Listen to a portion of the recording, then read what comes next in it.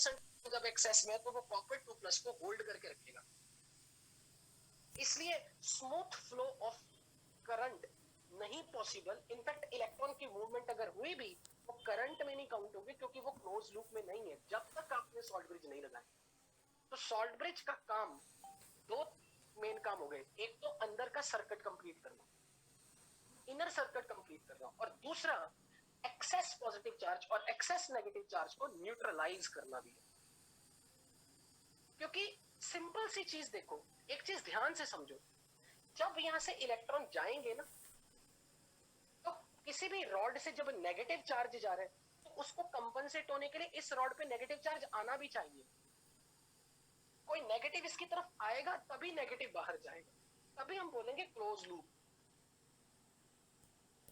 इसलिए जब हम ये कह रहे हैं कि यहां से एक नेगेटिव आयन जाए, अब देखो कॉपर आयंस रॉड पे जा रहे हैं, तो इस सोल्यूशन से पॉजिटिव चार्ज कम हो रहा है, वो रॉड पे जा रहा है कॉपर आयन, तो उसे कंपनसेट होने के लिए कोई पॉजिटिव चार्ज आना भी चाहिए, इसलिए के पॉजिटिव आ रहा है, तभी सर्किट कंप्लीट होता है, तभी इनर सर्किट कंप्लीट होगा, क्लोज लूप बनेगा करंट के लिए।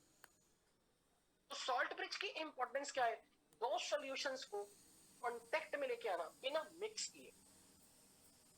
अब कल किसी ने क्वेश्चन पूछा था कि सर अगर के पॉजिटिव इधर आ रहा है सोल्यूशन में, तो क्या ये जो एक्स्ट्रा सल्फेट है ये चढ़ के ऊपर नहीं जा सकता इसके अंदर? पॉसिबल तो है, लेकिन ऐसा होना कम संभव है, क्योंकि आयन ग्रेविटी के अगेंस्ट मूव नहीं करेगा। ये जो आयन है ये ग्रेविटी के अगेंस्ट मूव नहीं करेगा, इसलिए यूजुअली हमेशा जो आयंस है वो सॉल्ट ब्रिज से इस तरफ आते हुए समझ में आते हैं, क्योंकि वो down the field of gravity आ रहे हैं। आई होप यहां तक आपको किसी भी तरह की कोई क्वेरी नहीं है, क्योंकि फिर मैं डायरेक्ट स्टार्ट करूंगा लिक्विड जंक्शन पोटेंशियल से। अभी तक किसी को किसी ने किसी तरह की क्वेरी अपनी प्रीवियस क्लास से रिलेटेड पूछनी हो, कोई डाउट या कोई query, please raise the hand. Anyone has any query regarding the yesterday's lecture? Okay, so I'm proceeding the next. तो अब हम अपना तीसरा सॉल्ट ब्रिज का तीसरा फंक्शन पढ़ने वाले हैं, what is liquid junction potential. कल आपको याद है मैंने एक सेल ऐसा बनाया था, मैंने कहा था कि अगर हमारे पास एक सेमी परमिएबल मेम्ब्रेन हो,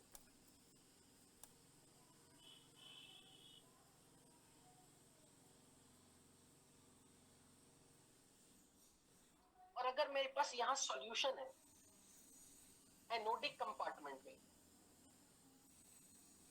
ये रॉड जिंक रॉड, और इसके कांटेक्ट में जिंक आयंस है,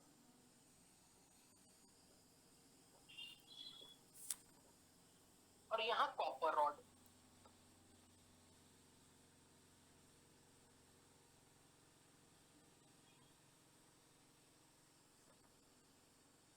और यहां सोल्यूशन में कॉपर 2+ आयंस भी हैं, लेकिन सल्फेट आयन ज्यादा है। This is sulphate ion. अब इस रॉड पे पॉजिटिव चार्ज है, क्यों? क्योंकि कॉपर 2+ रॉड से जाके इधर से निकलने वाले इलेक्ट्रॉन को, इधर से निकलने वाले जो इलेक्ट्रॉन है जब इधर से कैच करेगा कॉपर की तरफ, जब ये इलेक्ट्रॉन आएंगे तो ये कॉपर आयंस रॉड पे जाके इस रॉड से इलेक्ट्रॉन खींचेंगे। अब अगर कोई पूछे कि क्या आपने दो सोल्यूशन को कनेक्ट कर दिया, बिल्कुल कर दिया सेमी परमिएबल मेम्ब्रेन की। तो अब अगर यहां से जैसे इलेक्ट्रॉन निकला, जिंक आयंस आए नीचे, तो इधर से किसी ना किसी सल्फेट की मूवमेंट इधर की तरफ होगी, सल्फेट इधर से इधर आएगा, ताकि इस रॉड पे जब इलेक्ट्रॉन जा रहा है तो कोई नेगेटिव चार्ज इधर आके उसे कंपनसेट भी करे, ताकि वो बनने वाले पॉजिटिव आयन को न्यूट्रलाइज भी करे। जब यहाँ पे कॉपर 2+ आयंस रॉड पे जा रहा है इलेक्ट्रॉन लेने, तो इस रॉड में पॉजिटिव चार्ज के इस सोल्यूशन में पॉजिटिव आयंस की कमी हो रही है, तो जिंक आयंस उधर जाए, यानी कि अगर पॉजिटिव आयन इधर घट रहा है तो इधर से पॉजिटिव आयन जाए, इधर नेगेटिव आयन कम हो रहे हैं तो नेगेटिव आयंस इधर आए। तो आयंस का flow with in the solution हो रहा है, पॉसिबल है। और आयंस का जब फ्लो हो रहा है तो positive ions is moving toward right, तो इनर सर्किट के लिए करंट की डायरेक्शन होगी लेफ्ट टू राइट, करंट की डायरेक्शन।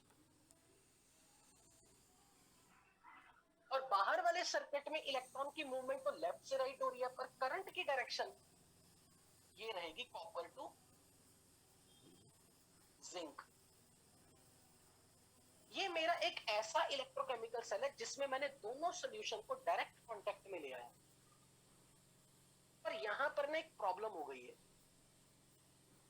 ये भी सेल आपको कोई बहुत अच्छा काम नहीं करके देगा, काम तो करके देगा बेटर, पर उतना अच्छा नहीं जितना ये। अभी बताता हूं क्यों, ध्यान से समझना बच्चों। ये जो रॉड है ना, इस रॉड पे कौन सा चार्ज अकमुलेटेड हुआ पड़ा है, नेगेटिव या पॉजिटिव? इस जिंक रॉड के ऊपर कौन सा चार्ज अकमुलेट हुआ था, पॉजिटिव या नेगेटिव? टेक्स्ट में नेगेटिव। यहां इलेक्ट्रॉन इकट्ठे हैं, यहां नेगेटिव इकट्ठे, और उसकी सराउंडिंग में यहां किसकी अधिकता है, पॉजिटिव आयंस की। और यहां पर इस रॉड पे पॉजिटिव चार्ज है, और इसके सराउंडिंग में किसकी अधिकता, नेगेटिव की। तो अब ये सिचुएशन ऐसी बन गई कि यहां मेम्ब्रेन है, यहां पॉजिटिव चार्ज इकट्ठा हुआ पड़ा है और यहां नेगेटिव चार्ज इकट्ठा हुआ है। यानी कि इस सॉल्यूशन में मेम्ब्रेन के एक तरफ नेगेटिव चार्ज इकट्ठा है, मेम्ब्रेन के एक तरफ पॉजिटिव चार्ज इकट्ठा है। नो डाउट कुछ नेगेटिव आयंस इधर गए, कुछ पॉजिटिव आयन इधर गए, पर ओवरऑल लेफ्ट साइड में पॉजिटिव की क्वांटिटी ज्यादा है और राइट साइड में नेगेटिव आयंस की क्वांटिटी ज्यादा है। भले ही ये डिफ्यूजन हो सकता है, पर वो डिफ्यूजन कुछ देर तक होगा, उसके बाद नहीं। पर जब इक्विलिब्रियम आएगा, ओवरऑल पॉजिटिव आयन की कंसंट्रेशन इधर ज्यादा ही रहेगी, ओवरऑल नेगेटिव आयन की कंसंट्रेशन इधर ज्यादा ही रहेगी। तो अब आप ये देख सकते हो, इस मेम्ब्रेन के लेफ्ट और राइट में जब पॉजिटिव आयंस और नेगेटिव आयंस की लेयर बन गई, तो एक पोटेंशियल डिफरेंस जनरेट हो जाएगा दोनों तरफ। इस मेम्ब्रेन के लेफ्ट और राइट में एक पोटेंशियल डिफरेंस जनरेट होगा, क्योंकि लेफ्ट साइड में पॉजिटिव आयंस की कंसंट्रेशन ज्यादा है, राइट साइड में नेगेटिव आयन की कंसंट्रेशन ज्यादा है। तो ये सोल्यूशन लो पोटेंशियल पे, ये सोल्यूशन हाई पोटेंशियल पे है। तो इस परमिएबल मेम्ब्रेन के दोनों तरफ हाई पोटेंशियल लो पोटेंशियल में एक पोटेंशियल डिफरेंस जनरेट हो गया at the junction where the two solutions meet. This is called liquid junction potential. Liquid junction potential का मतलब the potential difference which is generated at the junction where the two solutions meet. अब ये जो liquid junction potential है, जरा ध्यान से देखना, यहां पॉजिटिव लेफ्ट साइड पे है और ये नेगेटिव राइट साइड में, लेकिन हमारी रॉड में पॉजिटिव इस साइड पे है, ये नेगेटिव लेफ्ट साइड पे है। तो अगर मैं रॉड में इलेक्ट्रिक फील्ड की मैं बात करूं, तो वो इलेक्ट्रिक फील्ड की डायरेक्शन पॉजिटिव से नेगेटिव होती है। तो जो दोनों रॉड के बीच का पोटेंशियल डिफरेंस है, वो basically positive on the right और नेगेटिव ऑन द लेफ्ट के कारण। तो इलेक्ट्रिक फील्ड की डायरेक्शन पॉजिटिव से नेगेटिव। लेकिन ये जो पोटेंशियल डिफरेंस जनरेट हुआ, इसमें पॉजिटिव लेफ्ट में, नेगेटिव राइट में, तो इसके बीच का जो पोटेंशियल डिफरेंस है वो लेफ्ट से राइट में। तो ये पोटेंशियल डिफरेंस इस पोटेंशियल डिफरेंस की अपोजिट डायरेक्शन में।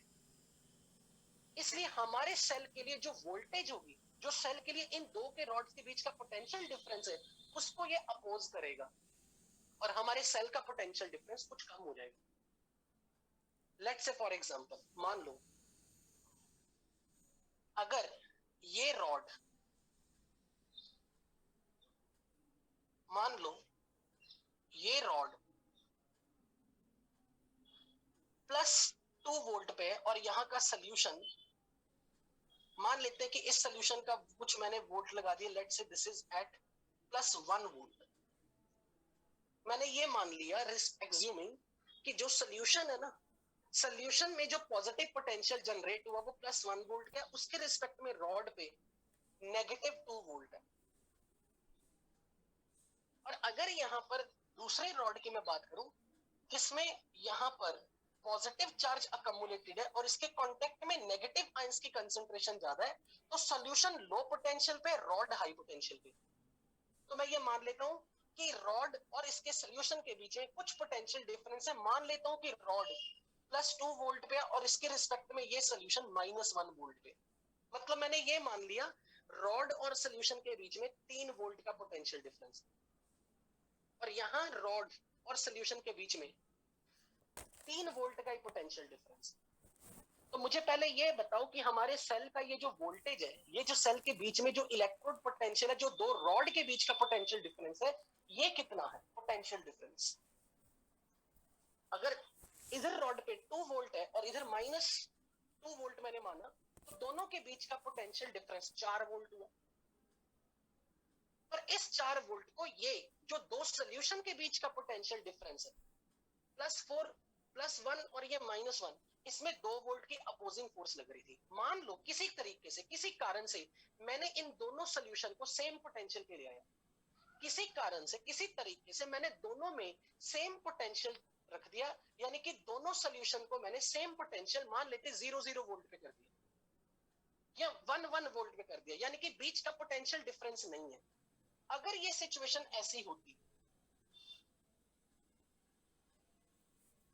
कि यहां पर एक रॉड और यहां का सोल्यूशन, ये रॉड और यहां का सोल्यूशन, मैं ये कह दूं कि मान लो मैं सोल्यूशन को 0 वोल्ट पे रख दूं, पर ये पोटेंशियल डिफरेंस बताओ कितना है? -2 और 1 में पोटेंशियल डिफरेंस, रॉड का पोटेंशियल विद रिस्पेक्ट टू ये सोल्यूशन, इनके बीच का पोटेंशियल डिफरेंस 3 यूनिट का है। तो अब 0 के रिस्पेक्ट में ये 3 वोल्ट पे है, -3 वोल्ट पे। और अगर इस सोल्यूशन को भी मैं 0 वोल्ट पे रख दूं और यहां पर जो पोटेंशियल डिफरेंस है वो भी 3 वोल्ट का है, तो ये +3 वोल्ट का अगर हो जाए, तो अब बताओ दोनों रॉड के बीच का पोटेंशियल डिफरेंस, ये पोटेंशियल डिफरेंस दोनों रॉड के बीच का कितना होगा अगर इन दोनों को मैं किसी तरीके से 0 वोल्ट पे ले आऊं, या इन दोनों सोल्यूशन को मैं बराबर पोटेंशियल पे ले आऊं, तो अब इन दोनों के बीच का पोटेंशियल डिफरेंस 6 वोल्ट हो गया। तो मुझे ये बताओ कौन सी बैटरी ज्यादा अच्छी मानी जाएगी, 4 वोल्ट वाली या 6 वोल्ट वाली? 6 वोल्ट वाली ज्यादा अच्छी मानी जाएगी। पर ऐसा तभी हो सकता है जब आप इन दोनों सोल्यूशन को बराबर पोटेंशियल पे ले आओ। पर अगर आपने दोनों सोल्यूशन को डायरेक्ट कांटेक्ट में रखा, डायरेक्ट कांटेक्ट में, तो इस तरफ पॉजिटिव आयन की पॉपुलेशन ज्यादा है, उस तरफ नेगेटिव आयन की पॉपुलेशन ज्यादा है, तो सेमी परमेबल मेम्ब्रेन के लेफ्ट और राइट में जो पोटेंशियल डिफरेंस जनरेट हो गया 1 माइनस ऑफ -1, 2 वोल्ट का, वो इस सेल की एक्चुअल 6 वोल्ट बैटरी के लिए 2 वोल्ट की कमी करवा रहा था।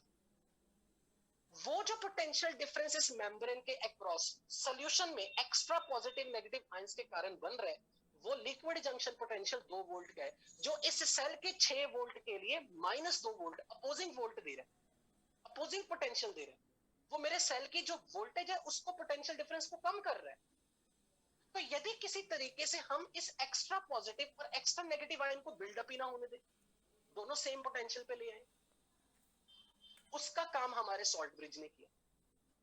क्योंकि ये पोटेंशियल डिफरेंस तब जनरेट होगा जब आप यहाँ पर एक्सेस पॉजिटिव आयन और एक्सेस नेगेटिव आयन को अनन्यूट्रलाइज रखो। तो अगर मैं इनको सॉल्ट ब्रिज के थ्रू कनेक्ट कर देता हूं, तो ये के पॉजिटिव इधर एक्स्ट्रा सल्फेट को न्यूट्रलाइज करेगा, ये नाइट्रेट इधर एक्स्ट्रा जिंक को न्यूट्रलाइज करेगा, इसलिए दोनों तरफ कहीं भी पोटेंशियल डिफरेंस जनरेट ही नहीं होगा, क्योंकि हमने दोनों सॉल्यूशन को मेम्ब्रेन के थ्रू डायरेक्ट कांटेक्ट लेके ही नहीं आए।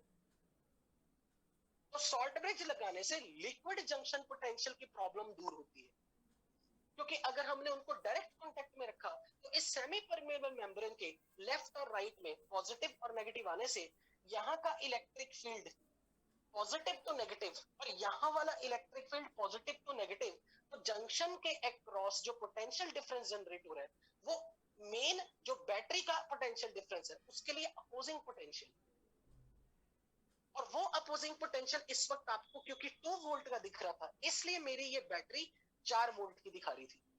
पर अगर मैंने इनके बीच में किसी तरीके से डायरेक्ट कांटेक्ट नहीं रखा और मैंने मेम्ब्रेन के थ्रू अपोजिंग लेयर्स नहीं बनने देनी, तो उसका तरीका एक तो उनको सेपरेट बीकर में करो और दोनों सॉल्यूशंस को सेम पोटेंशियल पे लाने के लिए यहाँ पर न्यूट्रलाइजेशन करवानी है कि जब आयंस दोनों एक दूसरे की तरफ माइग्रेट कर सकते हैं, दोनों सॉल्यूशन कनेक्ट हो गए, जैसे कि हम दो कंडक्टर को ग्राउंड कर देते हैं, अर्थ कर देते हैं, तो दोनों को बराबर पोटेंशियल पे लिए।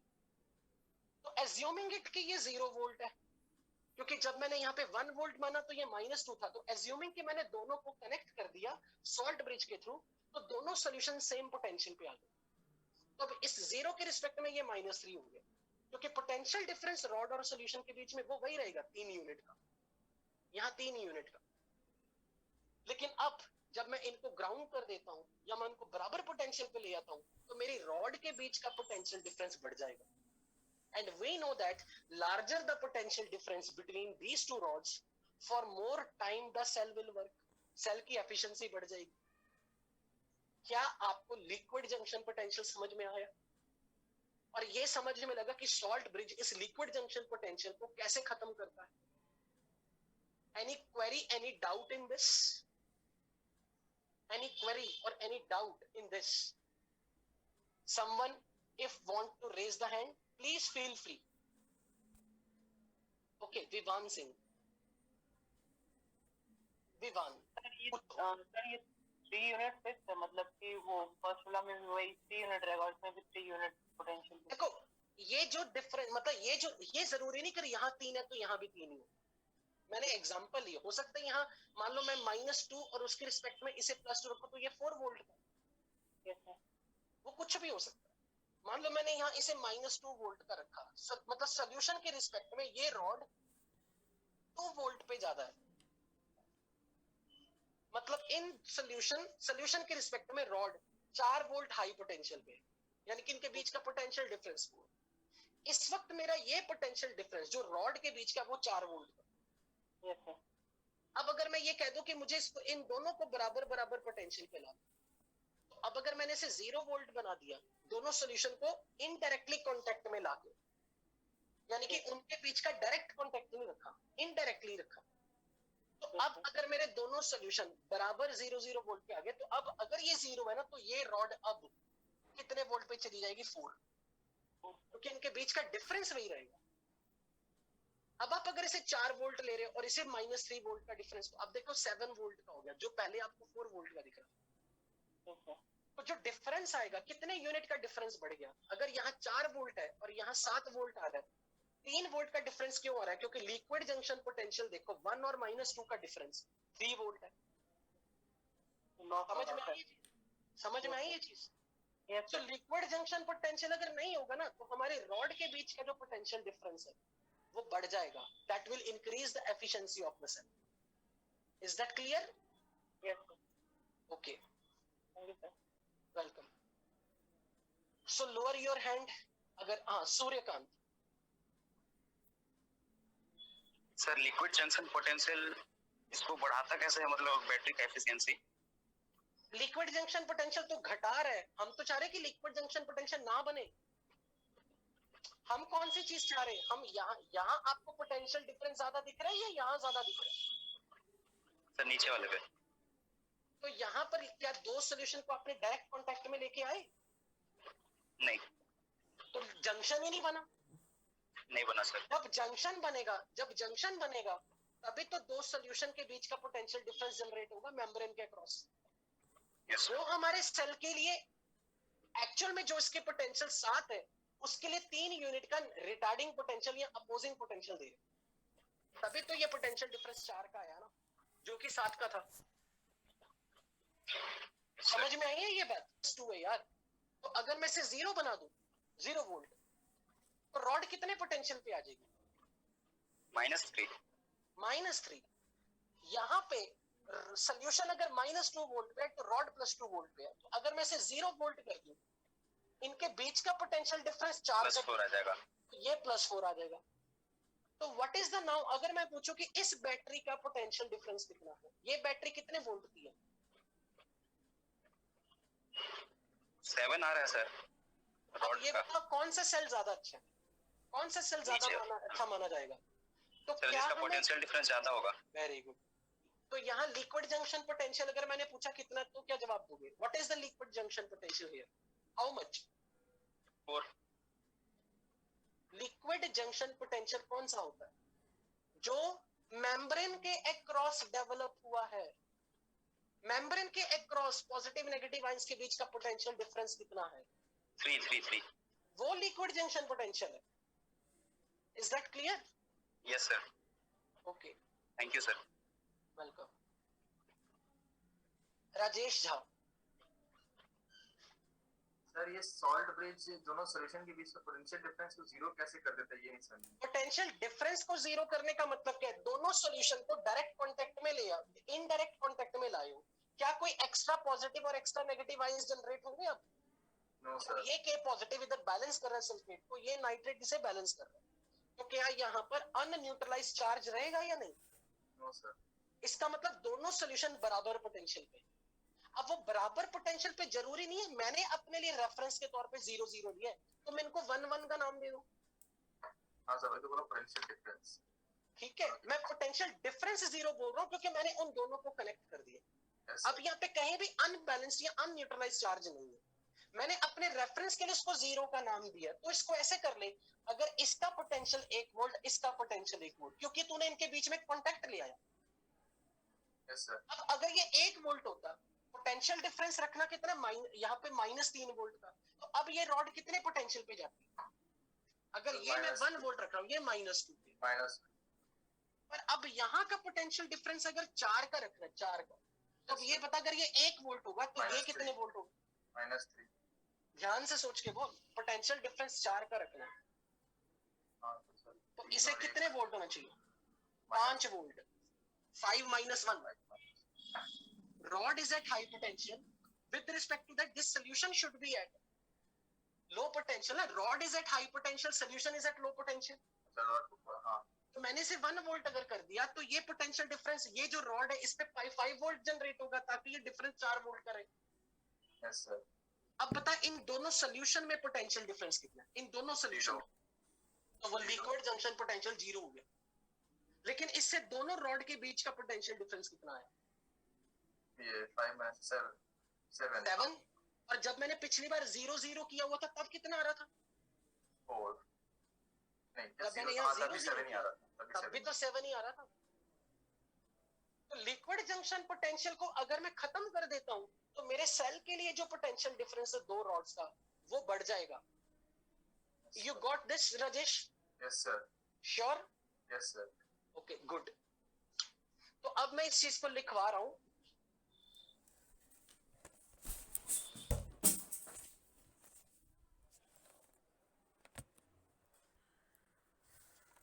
So when we bring the two solutions taken as electrolyte in the anodic compartment,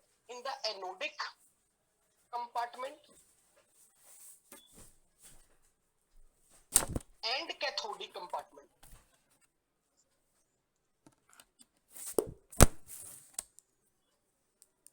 who is cathodic compartment? ये। who is anodic compartment? ये। जहां पर ऑक्सीडेशन हो रही है, नेगेटिव इलेक्ट्रोड इज एनोड। जहां पे रिडक्शन हो रही थी, कॉपर आयंस रिड्यूस हो रहे थे, that rod is having the higher potential, positive potential जहां रॉड का है, वो कैथोडिक कंपार्टमेंट। सो इलेक्ट्रोलाइट यानी कि zinc sulphate and copper sulphate, they are in direct contact,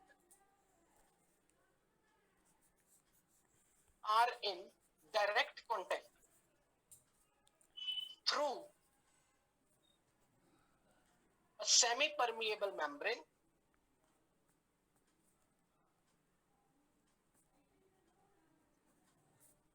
then due to diffusion across due to built up of excess positive ion at anode and excess concentration of negative ion at cathode generates electrical double layer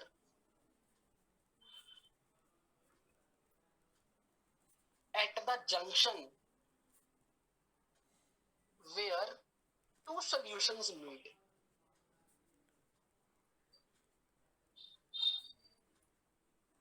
The potential difference developed at the junction is opposing the potential difference between the two rods,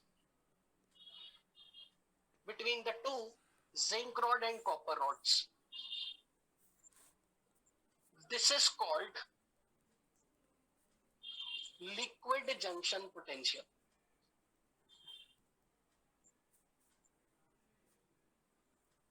This is called liquid junction potential.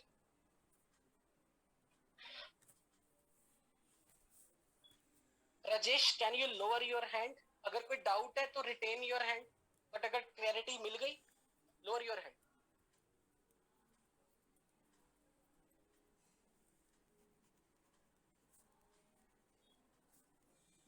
तो इसको मैं drawing को मैं साफ साफ बना रहा हूं. So if it is one rod, zinc rod, this is a membrane. तो यहां पॉजिटिव आयन की लेयर है जिंक आयंस की. This is copper rod, which is at high potential. और यहां excess of sulfate आयन है. और यहां इलेक्ट्रॉन डेंसिटी अकोमोलेटेड है जिंक की रॉड पे. और यहां हमने एमीटर लगाया है. पहले तो मुझे ये बताओ, जब सेमी परमिएबल मेम्ब्रेन यहां लगी हुई है तो आयंस की मूवमेंट हो सकती है लेफ्ट से राइट, राइट से लेफ्ट. आयंस के बीच का मूवमेंट हो सकता है, बिल्कुल हो सकता है.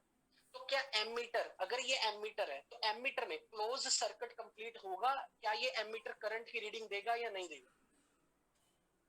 Ammeter will show deflection. Yes, it will show deflection, क्योंकि इलेक्ट्रॉन्स जिंक से अगर कॉपर पे जा रहे हैं तो करंट की direction is from copper to zinc, और positive ions is moving toward right and negative ions are moving towards left. तो इनर सर्किट में करंट की डायरेक्शन लेफ्ट से राइट है, जिधर से पॉजिटिव आयंस जिस तरफ जा रहे हैं. So positive ions are moving from left to right, negative ions are moving from right to left. So current की direction within the solution is from left to right. That is completing the closed loop of current. इसलिए ammeter हमें कोई reading देगा. Current की direction बाहर वाले circuit में copper से जिंक की तरफ है या जिंक से कॉपर की तरफ? करंट की डायरेक्शन कॉपर से जिंक की तरफ है या जिंक से कॉपर की तरफ? Copper to zinc. तो ये डिफ्लेक्शन, ये जो रीडिंग होगी ये भी लेफ्ट की तरफ होगी. जिस तरफ ये रीडिंग, एमीटर की रीडिंग जिधर जिधर से जिधर जा रहा है उस तरफ एमीटर की नीडल डिफ्लेक्ट कर देगी. बट क्या यहाँ पोटेंशियल डिफरेंस जनरेट हो रहा है? क्या मेम्ब्रेन पे पोटेंशियल डिफरेंस जनरेट होगा? बिल्कुल होगा. सो यहाँ वाला पोटेंशियल डिफरेंस, यहाँ जो भी पोटेंशियल डिफरेंस जनरेट होगा, this potential difference is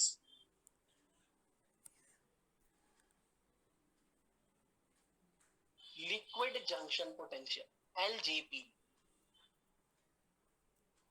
पर मेरे सेल का पोटेंशियल डिफरेंस, मेरे सेल की, मेरी बैटरी की ईएमएफ या मेरी बैटरी कितना पोटेंशियल डिफरेंस दो रॉड्स के बीच में दिखा रही है, जितना इसका पोटेंशियल डिफरेंस माइनस इसका potential difference, that is the potential difference generated between the two electron.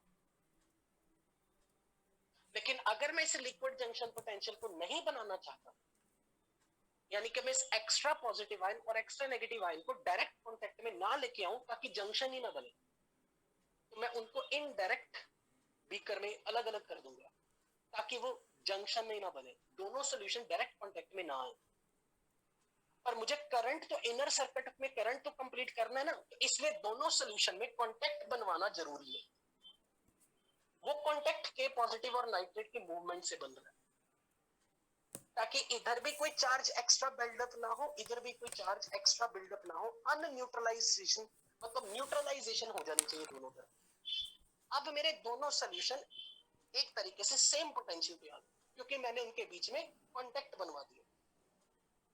तो अब यहां पर मैं बोलूंगा दोनों सॉल्यूशन में, अगर इस सॉल्यूशन में कुछ x वोल्ट है तो इस सॉल्यूशन का पोटेंशियल भी x वोल्ट है.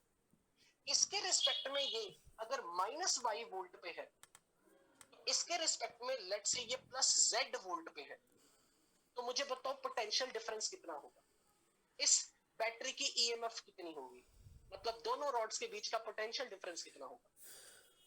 अगर ये z वोल्ट है विद रिस्पेक्ट टू x और यहां पर -y volt with respect to x, दो सॉल्यूशन के बीच का पोटेंशियल डिफरेंस 0 हो गया, दोनों सॉल्यूशन सेम पोटेंशियल पे आ गए, लिक्विड जंक्शन पोटेंशियल 0 हो गया। उस केस में इस रॉड और इस रॉड के बीच का जो पोटेंशियल डिफरेंस है, potential difference between the to rods, two electrodes is z minus of -y, z plus y volt.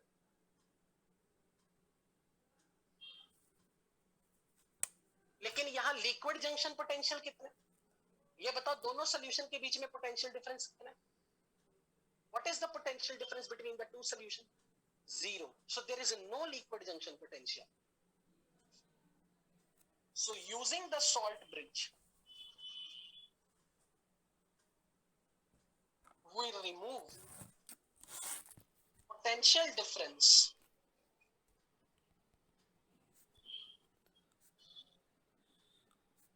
between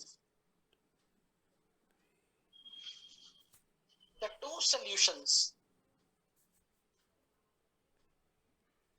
0. So salt bridge removes liquid junction potential.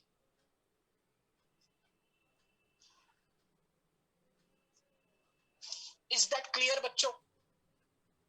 I hope it should be ultra clear. Yes or no तो कर दिया करो।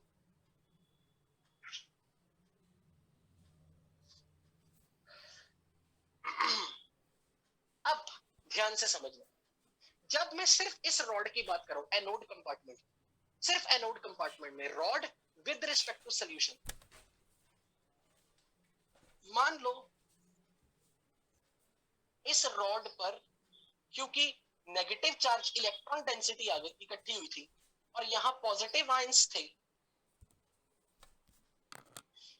तो यहां के solution और यहां की रॉड के बीच का जो पोटेंशियल डिफरेंस है, यानी कि पोटेंशियल डिफरेंस, अब मैं कौन सी किसकी बात कर रहा हूं, मैं इनके पोटेंशियल डिफरेंस की बात नहीं कर रहा हूं, मैं ये कह रहा हूं कि मान लो ये सॉल्यूशन में पॉजिटिव चार्ज एक्सेस में है, तो यहां पर let's say solution is at high potential, rod is at low potential, let us suppose this is at +x volt and this rod is at say -y volt,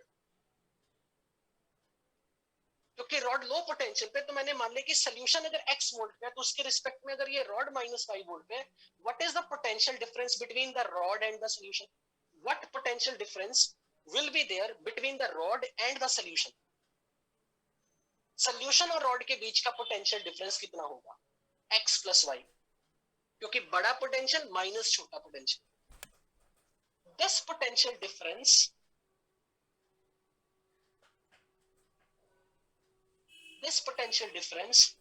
between the rod and the electrolyte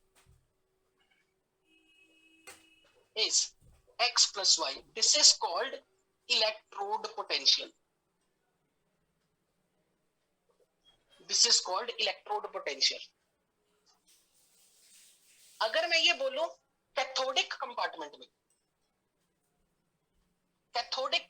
में rod पर positive charge था और यहां negative ions थे, electrical double layer जब बनी थी, तो इधर रॉड अगर हाई पोटेंशियल पे विद रिस्पेक्ट टू सॉल्यूशन, तो लेकिन हमने इनको सॉल्ट ब्रिज के थ्रू कनेक्ट कर दिया, तो अब जो पोटेंशियल इस सॉल्यूशन का वही पोटेंशियल इस सॉल्यूशन का, तो मान लो कि मैंने इसको भी बोल दिया ये x वोल्ट है, तो अब ये रॉड लेट से +z वोल्ट पे है,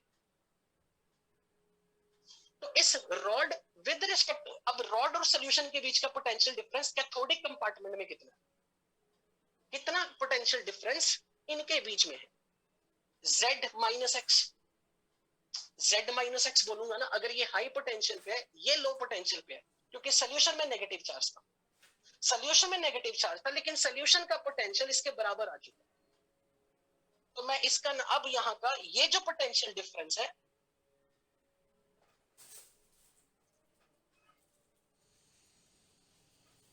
ऑफ कैथोड यानी कि rod and the solution is Z minus x volt. इनके बीच का पोटेंशियल डिफरेंस जीरो हो चुका है। अब मैं आपकी कन्वीनियंस के लिए अपनी तरफ से इस x वाले फिगर को जीरो नाम असाइन कर रहा हूं, ताकि जब पता है कि दोनों के बीच का पोटेंशियल डिफरेंस जीरो ही है तो मैं इस x की वैल्यू जीरो रखने लगूं, जस्ट एज ए रेफरेंस कि मैंने इनको ग्राउंड कर दिया। Let it be this x is at 0 volt, this x is at 0 volt. तो अब मुझे ये बताओ ये पोटेंशियल डिफरेंस कितना माना जाएगा, यहाँ का पोटेंशियल डिफरेंस कितना माना जाएगा?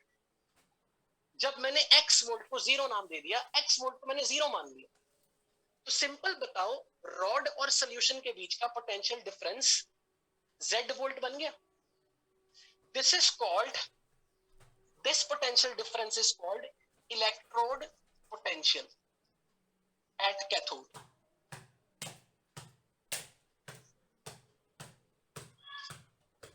इलेक्ट्रोड पोटेंशियल का मतलब रॉड का potential with respect to solution.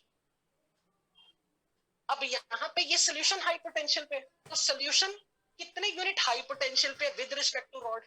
अगर मैंने ये जीरो रख लिया तो मैं ये बोल सकता हूं कि solution y volt higher potential पे रॉड के कंपैरिजन में, या मैं यूं बोल दूं कि रॉड सोल्यूशन के रिस्पेक्ट में y वोल्ट कम पोटेंशियल पे है। एक ही मीनिंग है ना। मैंने लाइन क्या बोली, ध्यान से सुनो। मैं ये बोल सकता हूं solution is at y volt higher potential than the rod, या मैं ये बोल दूं कि जो रॉड है वो with respect to solution y volt कम पोटेंशियल पे है। बात तो एक ही है ना, क्योंकि पोटेंशियल डिफरेंस तो दोनों के बीच का y वोल्ट ही है ना। बोलो ये चीज क्लैरिटी मिली या नहीं? ये सेंटेंस में किसी को कंफ्यूजन तो नहीं ना? अगर मैं ये कह दूं कि solution is at y volt higher potential than the rod, और अगर मैं ये कह दूं कि rod is at y potential lower than the solution, बात तो कुछ डिफरेंस नहीं आया। तो ये जो इलेक्ट्रोड पोटेंशियल डिफरेंस था, जहां पे मैंने x की वैल्यू जीरो कर दी हुई है, तो ये जो y वैल्यू जो आ रही है वो यहां का पोटेंशियल डिफरेंस है। इलेक्ट्रोड और इलेक्ट्रोलाइट के बीच का पोटेंशियल डिफरेंस है। This is electrode potential of anode. अगर कोई मुझे कहे कि इन दोनों रॉड के बीच का पोटेंशियल डिफरेंस बताओ, दोनों रॉड के बीच का, तो आप यही बताओगे ना, potential difference between the two rods, two electrodes. आप ऐसे लिखोगे ना, ये Z minus of minus Y Z plus Y. अगर ये माइनस वाई है और ये प्लस Z पे है तो Z minus of minus Y Z plus Y, ये लिखोगे। तो अब ध्यान से सुनो, ये जो नंबर है ना Z की वैल्यू, ये जो नंबर Y की वैल्यू, हम ये कभी नहीं कैलकुलेट कर सकते। हम इंडिविजुअली जब तक हमने इनका सर्किट कंप्लीट नहीं किया, या इनफैक्ट जब मैं किसी रॉड को सॉल्यूशन के कांटेक्ट में ले आता हूं या रॉड को सॉल्यूशन के कांटेक्ट में लेता हूं और मैंने दोनों को कनेक्ट नहीं किया, रॉड और सॉल्यूशन के बीच का पोटेंशियल डिफरेंस हम कभी नहीं माप सकते। मैं डेफिनेटली एक्सप्लेन करूंगा क्यों नहीं माप सकते। डेफिनेटली आफ्टर मतलब फ्यू मिनट्स में ये एक्सप्लेन करूंगा। बट सॉल्यूशन के रिस्पेक्ट में रॉड कितने पोटेंशियल लोअर पे है, सॉल्यूशन के रिस्पेक्ट में रॉड कितने हाई पोटेंशियल पे है, we can never calculate the value of Z and Y। अगर मुझे इन दोनों रॉड के बीच का पोटेंशियल डिफरेंस मापना है ना, तो मुझे यहां लगाना पड़ेगा वोल्ट मीटर, और वोल्ट मीटर भी हमें इन दोनों के बीच के पोटेंशियल डिफरेंस को माप के बताएगा। वो Z और Y की वैल्यू नहीं बताएगा, इनके बीच के डिफरेंस को बता रहा है, which is Z plus Y। यानी कि अगर मैं थोड़ी देर के लिए आपको एग्जांपल के तौर पे फिगर कोड करके दूं, अगर ये सॉल्यूशन जीरो पोटेंशियल पे, इसके रिस्पेक्ट में ये रॉड मान लेते हैं प्लस 3 वोल्ट पे, और इस जीरो के रिस्पेक्ट में, सॉल्यूशन जीरो के रिस्पेक्ट में, अगर सॉल्यूशन जीरो पोटेंशियल पे तो रॉड मान लेता हूं माइनस 3 वोल्ट पे। अगर कोई मुझे ये पूछे ना कि रॉड और सोल्यूशन के बीच का पोटेंशियल डिफरेंस तो +3 है, रॉड और सोल्यूशन के बीच के पोटेंशियल डिफरेंस +3 है, दोनों के बीच का पोटेंशियल डिफरेंस तो 6 वोल्ट है। 6 वोल्ट वोल्ट मीटर बताएगा, वोल्ट मीटर ये नहीं बताएगा कि यहाँ का पोटेंशियल डिफरेंस कितना है 3 और यहाँ का पोटेंशियल डिफरेंस 3, वो नहीं हमें पता, we can not calculate that. Voltmeter only tells about what is the difference in the potential. Voltmeter does not calculate electrode potential. आपको मेरी ये बात समझ में आई कि वोल्टमीटर लगा के इस बैटरी की कितनी ईएमएफ वैल्यू है वो हमें इन दो रॉड के पोटेंशियल डिफरेंस के बारे में बताएगी। This electrode potential of cathode, this electrode potential of anode, we can not calculate it, we cannot calculate it. What we can calculate, what is the difference in potential, potential difference को voltmeter बताएगा, and that potential difference we call it as EMF of the cell. अगर कोई मुझसे पूछे ना what is EMF of the cell, तो EMF of the cell is the potential difference generated between the two rods. But what is the potential difference of the rod with respect to solution? What is the potential difference between the solution and this rod? That potential difference we cannot calculate. But definitely what we can calculate, the potential difference between the two rods. And whatever the potential difference between the two rods is there, that voltmeter will give me the reading of 6 volt. 3 minus of -3 6 है, पर ये 3 number और ये -3 number मुझे नहीं पता। आपको मेरी ये बात समझ में लगी कि पोटेंशियल डिफरेंस अगर जो होगा वो दोनों रॉड के बीच का पोटेंशियल डिफरेंस हमें वोल्टमीटर बताएगा। सो अब मैं ये चीज लिखवा रहा हूं आपको,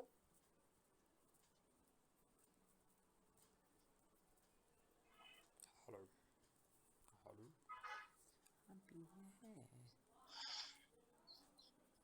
potential difference between the two rods, that is electrode potential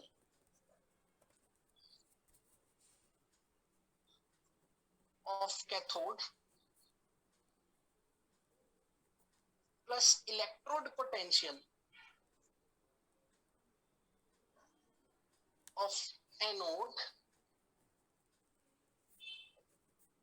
this is called reduction potential of cathode,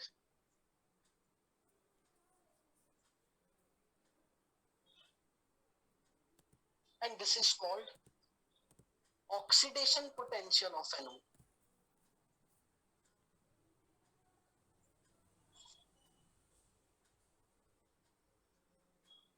Is potential difference between the two rods, that is this, is called EMF of the cell. We cannot calculate absolute value of the two electrode potential developed between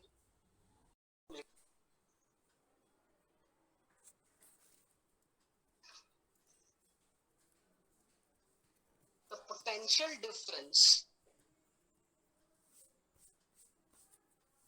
that is difference in reduction potential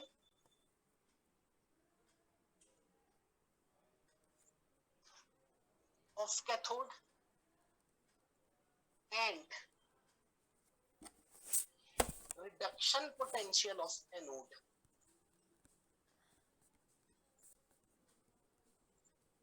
पहले ये लिखो, ये बहुत गहरे meaning वाली line है, मैं अभी समझाता हूं।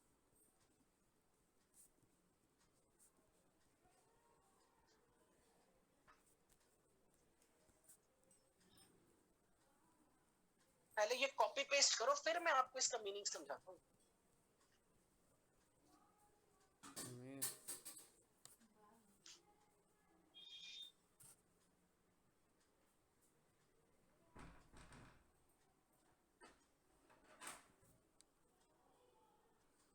y कौन है?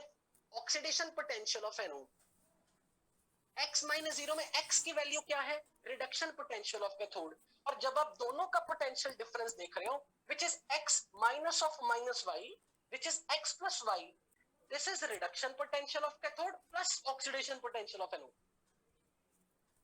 अगर मुझे इसको इसी फॉर्म में लिखना है, इसी फॉर्म में, तो अब मैं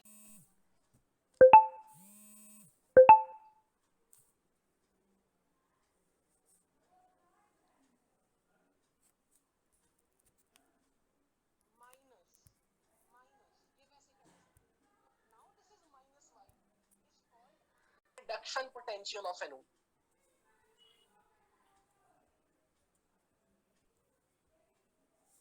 यानी कि एनोड का अगर ऑक्सीडेशन पोटेंशियल प्लस वाई है, तो एनोड का रिडक्शन पोटेंशियल माइनस वाई है।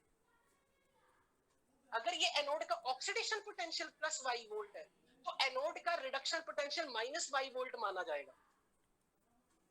तो जो आईयूपीएसी है, आईयूपीएसी उसने ये रूल बना दिया कि जब भी कभी आपको किसी सेल की ईएमएफ निकालनी है, तो स्टैंडर्ड वे में हमें दोनों कंपार्टमेंट के रिडक्शन पोटेंशियल का डिफरेंस देखना है, क्योंकि पोटेंशियल डिफरेंस बताता है, पोटेंशियल डिफरेंस सम नहीं बताता।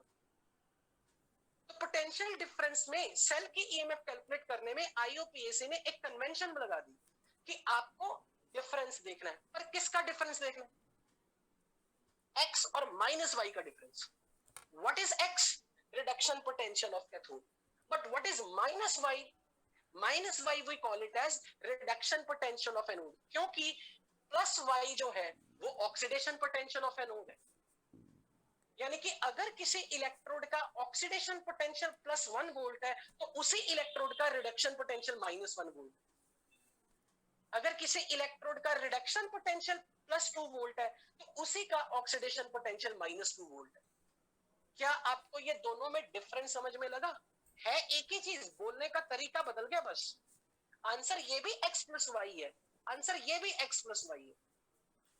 पर जब मैंने यहाँ पे बोला y, तो मैंने सोल्यूशन के रिस्पेक्ट में रॉड का पोटेंशियल डिफरेंस जो y बताया, this is called oxidation potential of anode.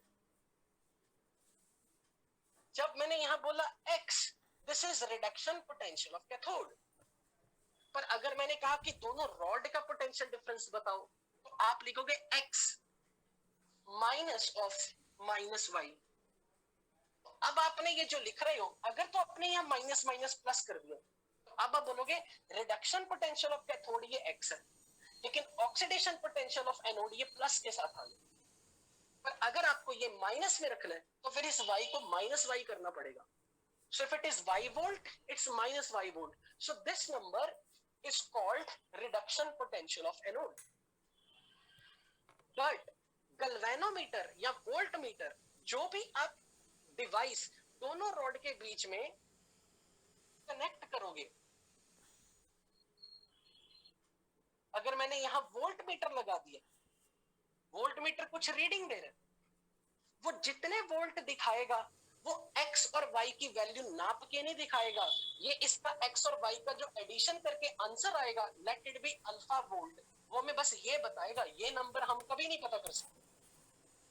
We cannot calculate these two number. We cannot calculate these two number, क्योंकि वोल्टमीटर रिलेटिवली एक का दूसरे के रिस्पेक्ट में डिफरेंस इन पोटेंशियल बता। जब आप पोटेंशियल डिफरेंस बता रहे हो, तो आप बता रहे हो एक दूसरे से कितना बड़ा है या एक दूसरे से कितना छोटा है, पर उनकी एब्सोल्यूट वैल्यू नहीं बता सकते। So we cannot calculate this x number, we cannot calculate minus y, we cannot calculate x, we cannot calculate y. So what is the anode का oxidation potential, what is cathode का reduction potential, we cannot calculate. But what we can calculate, difference in the reduction potential of cathode and anode, or sum of reduction potential of cathode and oxidation potential of anode का sum वो बता सकते हैं। बोलो ये चीज clear हुई या नहीं? ये जो लाइन मैंने लास्ट में लिखी थी, अब पढ़ के देखो। I am giving you 1 minute का पॉज, अब चेक करो ये जो लाइनें लिखी आपने क्लैरिटी मिली या नहीं। And if you have any query please raise your hand.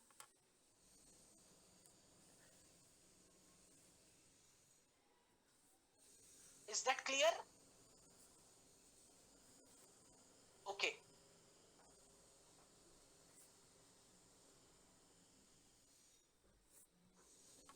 Vanshika. Vanshika, yes, tell me. Sir ऊपर y को रिडक्शन पोटेंशियल लिखा और नीचे वाले में ऑक्सीडेशन पोटेंशियल। जब यहाँ ये माइनस वाई था ना, ये माइनस हाँ। वाई वोल्ट, ये एनोड का कहलाएगा रिडक्शन पोटेंशियल। Yes sir. और अगर तूने उसी माइनस वाई को प्लस वाई लिख दिया, वो कहलाएगा एनोड का ऑक्सीडेशन पोटेंशियल। ओके समझी? यानी कि अगर मैं एनोड हूं और मैंने बोला मेरा ऑक्सीडेशन पोटेंशियल है 2 वोल्ट, अब तू इससे ये इंफॉर्मेशन निकाले कि मेरा रिडक्शन पोटेंशियल है -2 -2।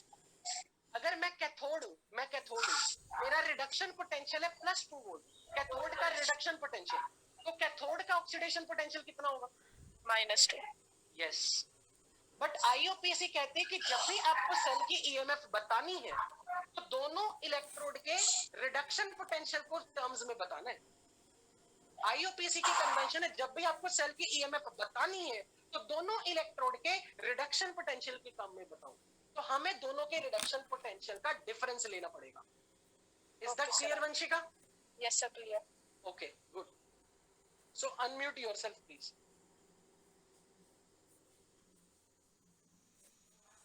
Okay, so now I am moving ahead.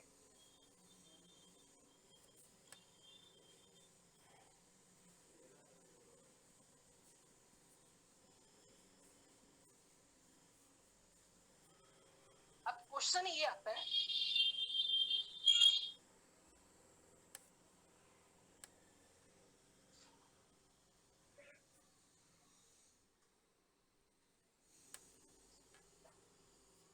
on what factors electrode potential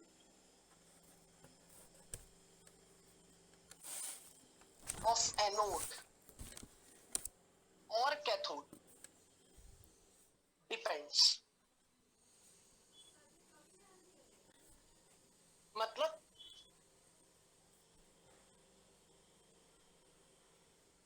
अगर मैंने यहाँ पे एक रॉड ले ली और इसके कांटेक्ट में सॉल्यूशन है और ये एनोडिक वाली कोई रॉड है, पहले तो मुझे ये बताओ, जब मैंने इस पर टैग लगा दिया एनोड का, तो मैं ये क्या दिखाना चाह रहा हूँ कि जिस रॉड की मैं बात कर रहा हूँ वो किसी दूसरे रॉड के रिस्पेक्ट में, यानी कि अगर मेरे पास एक दूसरी रॉड है, इसके कांटेक्ट में भी एक सॉल्यूशन है और मान लेता हूं कि ये बी रॉड है, अगर मैंने ये कहा कि इन दोनों में से ये एनोड की तरह काम कर रहा है, ये कैथोड की तरह काम कर रहा है, तो इसका ये मतलब होगा कि ऑक्सीडेशन की टेंडेंसी किसकी ज्यादा है, किसकी टेंडेंसी ऑक्सीडाइज होने की ज्यादा है। अगर मैं बोलूं कि ए और बी में से ए इज मोर रिएक्टिव मेटल, यानी कि ए की टेंडेंसी इलेक्ट्रॉन लूज करने की बी से ज्यादा है, तो इसका मतलब मेरे लिए यहां पर ऑक्सीडेशन प्रोसेस होगी। अगर ऑक्सीडेशन प्रोसेस होगी तो इस रॉड पे कौन सा चार्ज डेवलप होगा? इस रॉड पे प्लस माइनस चार्ज डेवलप होगा, और यहां सॉल्यूशन में पॉजिटिव चार्ज आ जाएगा। अगर अब मैं ये कहूं इन दोनों के बीच का पोटेंशियल डिफरेंस, अगर इन दोनों के बीच का पोटेंशियल डिफरेंस जिसका नाम है इलेक्ट्रोड पोटेंशियल, और मैंने कहा ये 3 वोल्ट है मान लो, तो अब मुझे पहले ये बताओ इस 3 वोल्ट को मैं एनोड का कौन से पोटेंशियल का नाम दूं, ऑक्सीडेशन पोटेंशियल या रिडक्शन पोटेंशियल? अगर मैंने ये बोला कि यहां और यहां के बीच का जो पोटेंशियल डिफरेंस है वो 3 वोल्ट है, 3, इसका मतलब मैं ये कहना चाह रहा हूं कि मेरी रॉड सॉल्यूशन के रिस्पेक्ट में 3 वोल्ट कम पोटेंशियल पे है, तो ये मेरी रॉड का ऑक्सीडेशन पोटेंशियल है एनोड का, ये एनोड का ऑक्सीडेशन पोटेंशियल। अगर मैंने ये कह दिया ना कि 3 volt is oxidation potential of anode.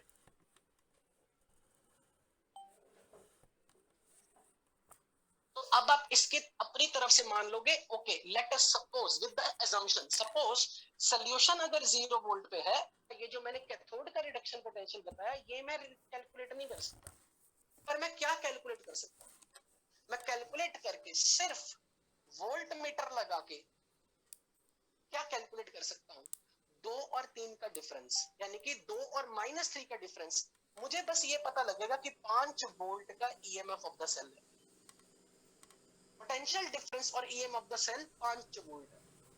ये 5 वोल्ट मुझे क्या बता रहा है, 2 + 3 भी 5 होता है, 2 - 3 भी 5 होता है। अगर मैंने ये 2 नंबर तो वही है, ये तो रिडक्शन पोटेंशियल ऑफ कैथोड है, पर ये 3 नंबर क्या है, 3 नंबर यहां का क्या बोलूं, 3 number is what, oxidation potential of anode. What is -3, what is -3, reduction potential of anode. इतना फर्क है बस, यानी कि this is reduction potential of cathode, this is oxidation potential of anode. But जब आप 2 और -3 लिख रहे हो, this is reduction potential of cathode minus of reduction potential of anode. IUPAC कहती है कि आप हमेशा इस फॉर्म में जवाब दोगे, reduction potential of cathode minus reduction potential of anode, minus में बीच में रखना, क्योंकि हमें ये वोल्ट मीटर दोनों के बीच का पोटेंशियल डिफरेंस बताता है और डिफरेंस हमें यहां से दिख रहा है। तो हम जब भी बात करेंगे कैथोड के रिडक्शन पोटेंशियल और एनोड के रिडक्शन पोटेंशियल को, उसको रेफरेंस कन्वेंशन मान लेना हमने, आईयूपीएसी के ये कन्वेंशन।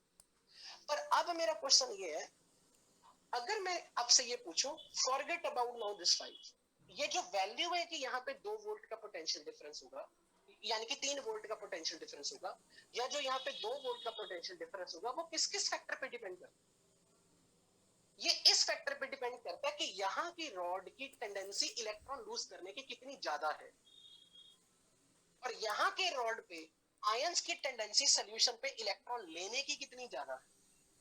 इनके बीच का जो पोटेंशियल डिफरेंस है वो इस चीज पे डिपेंड करता है कि यहाँ की मेटल कितनी उसकी टेंडेंसी है to lose electron, to get undergo oxidation, और यहाँ पर आयंस की टेंडेंसी कितनी ज्यादा इलेक्ट्रॉन गेन करने की। ये इस चीज पे इनके मैग्नीट्यूड डिपेंड करते हैं, और वो फर्दर किस पे डिपेंड करता है, नेचर ऑफ मेटल, कौन ज्यादा रिएक्टिव मेटल, जो ज्यादा रिएक्टिव मेटल होगी वो इलेक्ट्रॉन लूज करने की टेंडेंसी दिखाएगी। Larger will be the tendency of metal to lose electron, more will be the magnitude, ये जो मैंने 2 लिखा हो सकता है ये मैग्नीट्यूड 3 हो जाए। और जितनी इधर से किसी मेटल आयन की टेंडेंसी इलेक्ट्रॉन गेन करने की होगी, यानी कि लेस रिएक्टिव मेटल जो होगी उसकी टेंडेंसी इलेक्ट्रॉन गेन करने की अगर ज्यादा है, तो ये यहाँ का इलेक्ट्रॉन पोटेंशियल जो मैंने 2 रखा है, हो सकता है किसी दूसरी मेटल सी रखने पर, मेटल कोई सी मेटल रखने पे ये वैल्यू हो सकता है 2 से 3 हो जाए। सो दिस वैल्यूज 2 and 3, यानी कि रिडक्शन पोटेंशियल ऑफ एनोड या reduction potential of cathode, oxidation potential of anode, oxidation potential of cathode, ये सारे इलेक्ट्रॉन पोटेंशियल जो होते हैं ये नेचर ऑफ मेटल पे डिपेंड करते हैं, और इस चीज पे भी डिपेंड करेंगे कि इस सॉल्यूशन में आयंस की कंसंट्रेशन कितनी है। ये 4 चीजों पे डिपेंड करता है। ये जो रॉड है ये किस मेटल की बनी है, ये सॉल्यूशन में आयंस की कंसंट्रेशन कितनी ज्यादा है। क्यों? क्योंकि याद है पिछली क्लास में मुझे एक बच्चे ने बड़ा अच्छा आंसर दिया था, मैंने कहा था, उसने कहा था सर ये जो जिंक और जिंक इलेक्ट्रॉन जब लूज कर रहा है ना, तो जब मैं आपको सॉल्यूशन प्रोसेस, ऑस्मोसिस प्रोसेस पढ़ा रहा था, मैं कह रहा था ना कि यहाँ पर हमेशा रिवर्सिबिलिटी आएगी, कि अगर जिंक की टेंडेंसी इलेक्ट्रॉन लूज करनी है तो नीचे से सॉल्यूशन में जो जिंक आयंस है वो भी रॉड पे जाके इलेक्ट्रॉन गेन करेंगे। फिर उस बच्चे ने बड़ा अच्छा जवाब दिया, उसने कहा सर अगर जिंक आयंस की कंसंट्रेशन बढ़ जाएगी ना तो ये इक्विलिब्रियम बैकवर्ड जाएगा, और हम चाहते हैं कि जिंक रॉड इलेक्ट्रॉन लूज करे। अगर जिंक रॉड इलेक्ट्रॉन लूज करे तो यानी कि इसकी कंसंट्रेशन लो होनी चाहिए, तभी ये रिएक्शन फॉरवर्ड जाएगी। यानी कि यहाँ पर रॉड पे कितना पोटेंशियल डिफरेंस जनरेट होगा ये इस चीज पे भी डिपेंड करता है कि आपने मेटल कौन सी ली है, और दूसरा यहाँ पर आयंस की कंसंट्रेशन कितनी है। और यदि यहाँ पे कोई गैस, अगर कोई इलेक्ट्रोड गैस वाला है तो फिर उस गैस का प्रेशर पे भी डिपेंड करता है। तो मैं ये कहना चाहता हूँ कि यहाँ पर जो ये जो वैल्यूज है ना 2 और 3, ये इस चीज का फंक्शन है कि what is the state of system, what is the temperature, temperature पे भी डिपेंड करता है, what is the pressure, pressure in case अगर वन ऑफ द स्पीशीज यहाँ पे रॉड ना लेके मैंने कोई गैस इलेक्ट्रोड लिया हो, and what is the concentration of the ions. So temperature, pressure, concentration of the ions, they all decide what will be the value of this. अब अगर कोई भी चीज टेम्परेचर, प्रेशर, कंसंट्रेशन पे डिपेंड कर रही है, यानी कि पूरे सिस्टम की स्टेट पे डिपेंड कर रही है, तो हमें अब यहाँ पे स्टैंडर्ड स्टेट डिफाइन करनी पड़ेगी थर्मोडायनामिक्स। अब हम स्टैंडर्ड स्टेट कैसे डिफाइन करते हैं, ध्यान से समझना। अगर मैं यहाँ पे दोनों तरफ कंसंट्रेशन ऑफ आयंस 1 मोलर कर दूं, यानी कि जिंक आयंस की कंसंट्रेशन 1 मोलर, कॉपर आयन की कंसंट्रेशन 1 मोलर, उसको रेफरेंस ले लो स्टैंडर्ड में, और प्रेशर दोनों तरफ 1 atm, तो अगर मेरा यहाँ पर पूरा सिस्टम 1 बार प्रेशर पे हो, 1 atm नहीं 1 बार प्रेशर पे हो, और कंसंट्रेशन 1 मोलर हो, देन और एट एनी स्पेसिफाइड टेम्परेचर, तो मैं बोलूंगा मेरा ये सेल स्टैंडर्ड स्टेट में, मेरा ये एनओडी कंपार्टमेंट स्टैंडर्ड स्टेट में। क्योंकि यहाँ पर ये जो वैल्यूज है ना 2 और 3, ये डिपेंड करती हैं कि आपने कौन सी मेटल ली, आपने आयंस की कंसंट्रेशन कितनी रखी, आप किस टेम्परेचर पे ये नोट कर रहे हो, और अगर कोई गैस है तो